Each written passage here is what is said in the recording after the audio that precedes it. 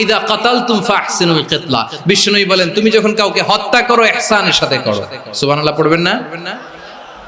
যখন হত্যা করো তখনও ইহসানের সাথে। আচ্ছা হত্যা করবো আবার ইহসান আসবে করতে করে তো মেরেই ফেলবো আমি। আল্লাহ, ও ভাই একজন খুন করেছে, খুনি রাষ্ট্রীয় আইনে তার শাস্তি হয়েছে ডেথ পেনাল্টি, মৃত্যুদণ্ড। এখন মৃত্যুদণ্ড দেখে আপনি যেমনি মন চায় তেমনি মারবেন লোকটারে? ওর নাক কেটে ফেলতে পারবেন? ওর কান কাটতে পারবেন? ওর চোখ উপড়ে ফেলতে পারবেন আপনি? যেমন মন চায় তার অঙ্গহানি করা যাবে না, ইহসানের সাথে তাকে হত্যা করো। সুবহানাল্লাহ, this is Islam, this is the true essence of Islam. ওয়াইদা যাবাহতুম ফাহসিনু যাবহা, যখন জবাই করবে তখনও ইহসানের সাথে জবাই করো। করব জবাই ওইখানেও নাকি ইহসান। আচ্ছা কুরবানির দিন আমরা পশুগুলোরে কি করি বলেন সবাই আওয়াজ করে? জবাই। জবাই মানে তো এটারে মেরেই ফেলতেছি, একটু পরে তো টুকরো টুকরো করে গোশতগুলো খাবো, এটা তো খাবো, এটা তো মেরেই ফেলবে। বিষ্ণু বলে না, জবাইয়ের মধ্যেও মুমিনের জবের ভেতরেও ইহসানের পরশ থাকা চাই। যখন জবাই করবে প্রাণীটাকে হাত পা টাইট করে বেঁধে নাও, ছুরিটাকে শার্পেন করে নাও, ধারালো করে নাও, যাতে অল্প সময়ে জবাইটা হয়ে যায়, প্রাণীটা যাতে কম কষ্ট পায়। সুবহানাল্লাহ পড়েন। দিস ইজ কল্ড ইহসান। আল্লাহ তাআলা যেমনি আদলের আদেশ করেছেন, ন্যায় বিচার জাস্টিস এনশিওর করতে বলেছেন, সমাজে ইহসানের ব্যবহার, ইহসানের অনুশীলন তিনি করতে বলেছেন। এজন্য মুমিনের প্রতিটি কাজে, আমার চট্টগ্রামের ভাইয়েরা আমার দিকে তাকান, খেয়াল করে শুনুন, মুমিন জীবনের প্রতিটি কাজে ইহসানের পরশ থাকা চাই। আমরা যেন আমাদের পরিবারের প্রতি ইহসান করি, আমরা যেন আমাদের কর্মচারীদের প্রতি ইহসান করি, আমরা যেন আমাদের কলিগদের প্রতি ইহসান করি, আমরা যেন আমাদের ভাইদের প্রতি ইহসান করি। মুমিন জীবনের প্রতি কাজে ইহসানের পরশ থাকার দরকার আছে না নাই? কথা বুঝতে পেরেছেন? তাহলে আল্লাহ তাআলার তিনটা আদেশ ছিল, কয়টা গেল? প্রথমে কি ছিল? আদল। দুই নম্বরে, তিন নম্বরে রব্বুল আলামিন বললেন ওয়া ইতাইদিল কুরবা, নিকটাত্মীয়দেরকে দান করো, নিকট আত্মীয়দেরকে দাও, যারা তোমাদের ব্লাড কানেকশনের আত্মীয় তাদেরকে তোমরা দাও।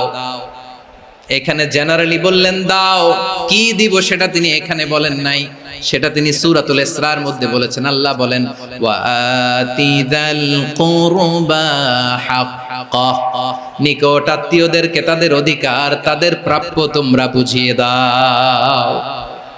দেখেন, একটা শান্তির সমাজ, একটা সমৃদ্ধ সমাজ, একটা মানবিক সমাজ গঠনের জন্য আল্লাহ তাআলা বেশি না মাত্র তিনটা অর্ডার, তিনটা ভার্ডিক্ট তিনি জারি করেছেন। এক নাম্বার সুশাসন, ন্যায় বিচার। দুই নাম্বার ইহসান। তিন নাম্বার নিকটাত্মীয়, যারা কাছের, তোমার ভেরি ক্লোজ রিলেশনশিপে আছে, তাদেরকে দাও। দাও, দিলে বাড়িয়ে দেয় কে? অনেকে দিতে চায় না, কৃপণতা করে। দিলে বাড়ায় দেয় কে?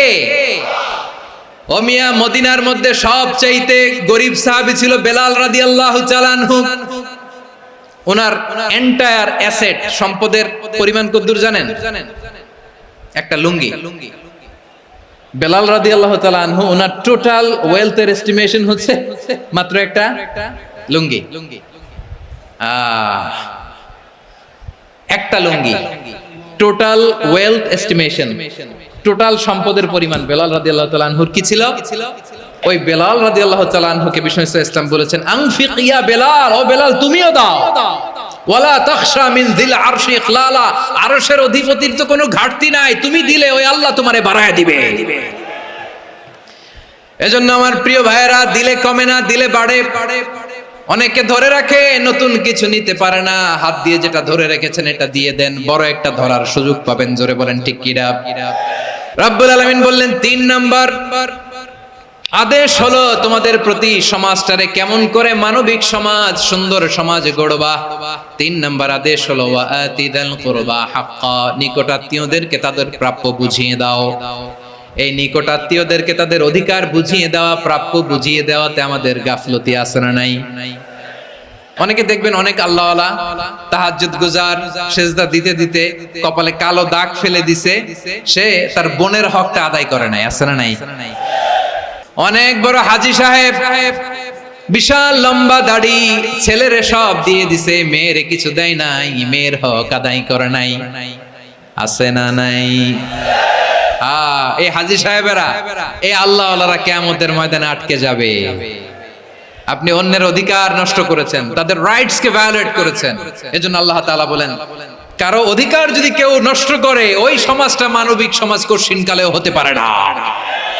এজন্য 3 নম্বর আল্লাহ বললেন, ওয়া ইতা ইদিল কুরবা, নিকটাত্মীয়দেরকে দাও। কি দিবা? তাদের অধিকার দিয়ে দাও। বোনের অধিকার বুঝিয়ে দাও, মেয়ের অধিকার বুঝিয়ে দাও, ফুফুর অধিকার বুঝিয়ে দাও। দেখবেন অনেক মায়েরা ছেলের পাতে মুরগির রান দেয়, মেয়ের পাতে দেয় মুরগির ঠ্যাং। তো মেয়ের কি মুরগির রান খেতে মনে যায় না? মনে যায় না? এমনটা করা যাবে না। নিকটাত্মীয়দেরকে অধিকার দিয়ে দাও, নিকটাত্মীয়ের সাথে সুসম্পর্ক রাখো। আদেশটা কার? এজন্য প্রিয় ভাইয়েরা, জীবনে যদি বারাকা অর্জন করতে চান, নিকটাত্মীয়দের সাথে সুসম্পর্ক রাখতে হবে, তাদের জন্য উপহার পাঠাতে হবে। বিশ্বনবী বলেন, লা ইয়াদখুলুল জান্নাতা কাতে, যে ব্যক্তি আত্মীয়তার সম্পর্ককে ছিন্ন করে দেয়, সে কঠিনকালেও আল্লাহর জান্নাতে ঢুকবে না। আপনি কি এটারে সহজ হাদিস মনে করছেন? এটা সহজ কথা? আপনি ভাবছেন আপনার নামাজ আপনারে বাঁচাতে পারবে, আপনার রোজা বাঁচাতে পারবে, আপনার তাহাজ্জুদ আপনারে বাঁচাতে পারবে? অধিকার নষ্ট করলে কিছুই আপনারে বাঁচাতে পারবে না। এজন্য নিকট আত্মীয়দেরকে দিতে হবে বেশি বেশি। বিশ্বনবী বলেন, ইন্না সাদাকাতা আলাল মিসকিনি সাদাকা ওয়া আলা যির রাহিমি ইসনাতান সাদাকাতুন ওয়া সিলা। মিসকিন রে দান করলে শুধু দানের সওয়াব হয়, নিকট আত্মীয়কে দান করলে দুইটার সওয়াব হয়, সাদাকার সওয়াব হয়, আবার আত্মীয়তার বন্ধন অটুট রাখার সওয়াব হয়ে যায়। আবার বিশ্বনবী বললেন, মান সাররাহু আইয়ুবসাতা লাহু ফি রিজকিহি ওয়া ইনসালাহু ফি আসারিহি ফালইয়াসিল রাহিমা। যে ব্যক্তি তার রিজিকের প্রশস্ততা চায় আর হায়াতে বরকত চায়, সে যেন তার আত্মীয়ের সাথে সুসম্পর্ক রাখে। আমার প্রিয় চট্টলার ভাইয়েরা, আমাদের রিজিক বাড়ুক, এটা আমরা চাই কি চাই না? সবাই চান? হ্যাঁ, আমাদের রিজিকে প্রশস্ততা আসুক, চাই কি চাই না? আমাদের হায়াতে বরকত আসুক, আমরা চাই কি চাই না? এই দুইটা যদি চান, তাহলে নিকটাত্মীয়দের সাথে সুসম্পর্ক রাখবেন। পারবেন? তাহলে সমাজটারে মানবিক সমাজ বানায় দিবে কে? 3টা আদেশ চলে গেল। 1 নম্বরে কি ছিল? 2 নম্বরে, 3 নম্বরে নিকটাত্মীয়দেরকে দান।